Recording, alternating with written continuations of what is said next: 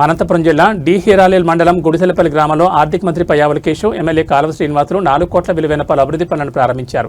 ఈ సందర్భంగా ఎమ్మెల్యే మాట్లాడుతూ గ్రామాల్లో మౌలిక వసతుల అభివృద్ధి, రహదారులు, త్రాగునీరు, పారిశుద్ధ్యం వంటి అంశాలపై ప్రభుత్వం ప్రత్యేక దృష్టి సారిస్తోందని, ప్రతి గ్రామం సమగ్ర అభివృద్ధి సాధించే దిశగా కట్టుబడి పనిచేస్తున్నామని తెలిపారు. ప్రజల ఆశీర్వాదం, సహకారంతో రాయదుర్గం నియోజకవర్గాన్ని మరింత అభివృద్ధి పదంలో ముందుకు తీసుకెళ్తామని అన్నారు. రైతుల తలరాతలు మార్చేందుకు కృషి చేస్తున్నామన్నారు. ఈ సందర్భంగా టీడీపీ పార్టీ జాతీయ కార్యనిర్వాహక అధ్యక్షులుగా నారా లోకేష్ ఎంపికైన సందర్భంగా కేక్ కట్ చేసి సంబరాలు నిర్వహించారు. అనంతరం సమావేశానికి హాజరైన రాష్ట్ర ఆర్థిక శాఖ మంత్రి పయ్యావుల మాట్లాడుతూ రాష్ట్రానికి మంత్రిగా కాకుండా జిల్లాకు కూలీగా పనిచేస్తానని తెలిపారు. ఆర్థిక మంత్రిగా సక్సెస్ కావడానికి తల్లి ఆదర్శమన్నారు.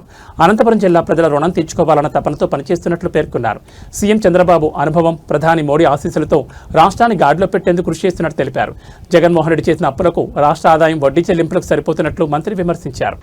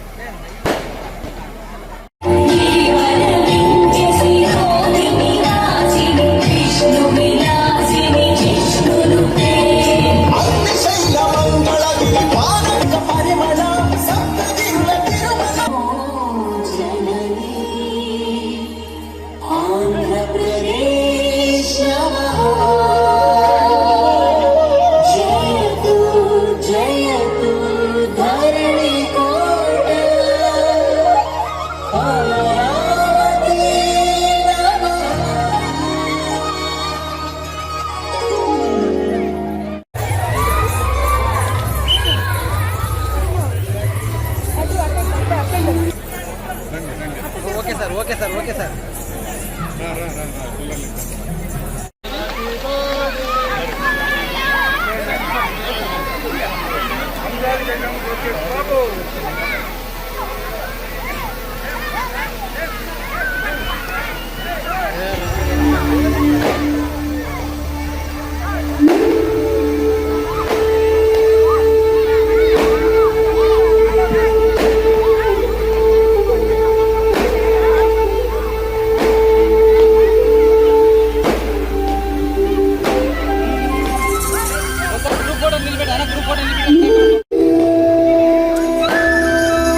అది ఆ కాలువ శ్రీనివాసన్న గారికి మనం ఏమిచ్చి రుణం తీర్చుకోవాలని చెప్పేసి కూడా ఈ సందర్భంగా తెలియజేసుకుంటున్నా.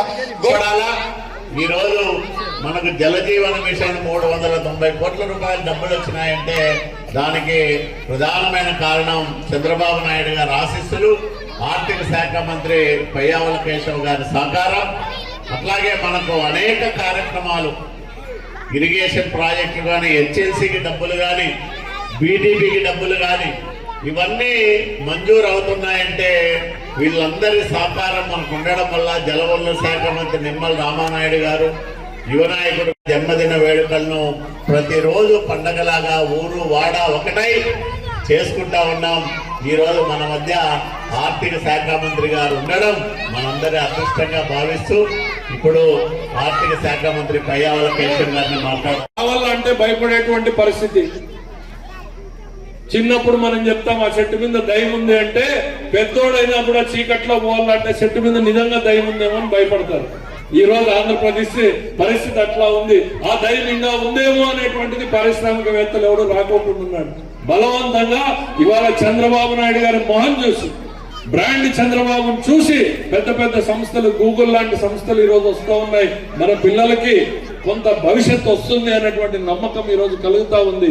దాంట్లో నారా లోకేష్ గారు కూడా చురుకైన పాత్ర.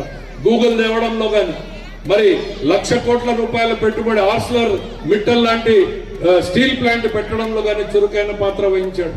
మన డీరాల్లో ఒక పారిశ్రామిక వాడ పెట్టాలి అని ఎప్పటి నుంచో ఏపీఐసి వాళ్ళు ఆలోచన చేశారు. దాన్ని ఇంతవరకు అతి లేదు, గతి లేదు.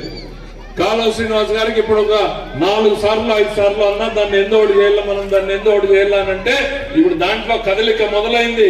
తొందరలోనే దాంట్లో కూడా ఏపీఐసి ద్వారా ఒక పారిశ్రామిక వాడని తయారు చేసేదానికి ప్రయత్నం చేస్తాం. అవకాశం ఉన్న ప్రతి చోట కూడా అభివృద్ధి చేయడానికి ఈరోజు మేమందరం కూడా కలిసి పనిచేస్తా ఉన్నాం. మీకు ఒక సమర్థవంతమైన నాయకుడు 24 గంటలు మీతోనే ఉంటాడా?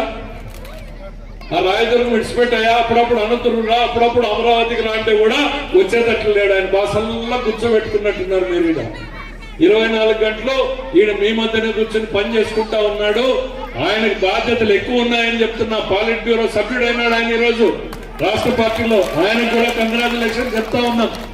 అప్పుడప్పుడు అమరావతికి కూడా రా, అప్పుడప్పుడు అనంతపురంలో కూడా కూర్చొని మా పార్టీ పని చెయ్యి, నీ సేవలు జిల్లాకు రాష్ట్రానికి కూడా మేము ఉపయోగించుకోవాలని చెప్తా ఉంటే నాకు రాయదుర్గంలో బాగుందన్న అంటాడు.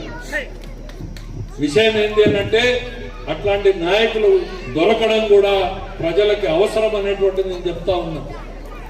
నిరంతరం ప్రజల మధ్య ఉంటూ పనిచేసేటువంటి నాయకుడు దొరికితే ఇన్నేళ్లు గుడిసెపల్లిలో ఓట్లు తెలుగుదేశానికి వేశారా, ఇంకో పార్టీకి వేశారా? ఒక్కసారి తెలుగుదేశానికి మెజారిటీ వస్తే ఎంత మార్పు కనపడిందో మీరు అందరు ఇంటికి పోయి ఆలోచించుకోండి. గుండె మీద చేసుకొని ఆలోచించుకోండి.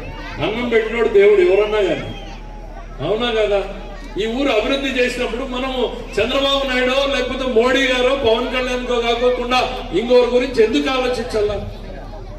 మన పిల్లల భవిష్యత్తు గురించి ఆలోచించే నాయకుడు చంద్రబాబు నాయుడు. అట్లాంటి వాడిని నిలబెట్టుకుంటే మన పనులు మనం చేసుకుంటుంటాం, మాలాంటి వాళ్ళం అందరూ కూడా మీ పని చేసుకుంటా ఉంటాం అనేటువంటి తెలియజేసుకుంటూ మీ అందరి వద్ద చంద్రబాబు నాయుడు గారికి, లోకేష్ గారికి, మా టీం అందరికీ కూడా మీ ఆశీస్సులు ఉండాలని చెప్పి కోరుకుంటూ సెలవు తీసుకుంటా. జై తెలుగుదేశం, జై